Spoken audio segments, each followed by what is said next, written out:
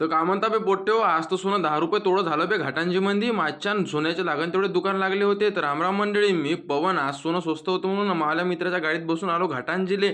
घाटांजीले गेल्या गेल्याच बाबू मला काही दुकानं दिसले फिरायचे. तर मी माझ्या मित्राला घेतलं निवय 5 घनघन्या मित्र आहे मला. त्याला पैदल पैदल चालवलं तर पाय दुखले म्हणे त्याचेवाले. तर मग इकडं आलो मग सोन्याच्या दुकानात. ह्या म्हणे 20 रुपये तोडा आहे म्हणे, ह्या म्हणे 10 रुपये तोडा आहे म्हणे. मी म्हणलं घेऊन घेतलं मग 10 रुपये तोडा सोनं बाबू. मग घेतल्या भाऊपासून केळी 70 रुपये डझन विकली मला आज ना. मग मी केळीन सोनं घेतलं आणि निघलो बा आपल्या फुलाच्या दिशेनं. तोरणं गिरणं तर त्या घाटांची म्हणजे विकतच घ्या लागते, पण भाऊनं मला 50 रुपये किलोनच फुलं दिले मस्त. बाकीकडं तर 150 रुपयाला 1.5 किलो होते. मग भाऊनं घेतलं कांदा. मी म्हणे कांदा कायला घेतं म्हणे, भज्यामध्ये टाकायचा आहे म्हणे घरी. माया गावातले तिथं भेटले माणसं. हे म्हणे आधार कार्डातून पैसे काढायचे आहे. SPMच्या बाहेर होतं बाबू मंडप डेकोरेशन मस्त छान. दुर्गा देवीचं घेतलं दर्शन आणि तिथंच होते फुलाचे हार. बाबू का सांगू तुम्हाला, झाडं घेतले मी 4.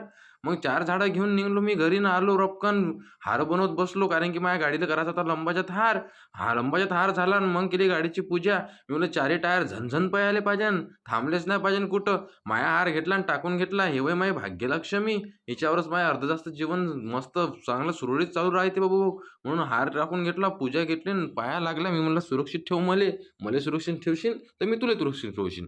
आणि इकडे बाबू छत्रपती तयार झाले होते आणि माया बाबाने केली पूजा. आता मी जातो छत्रपतीकडे सोनं द्यायले. तर भेटू पुढच्या ब्लॉकमध्ये. Bye bye.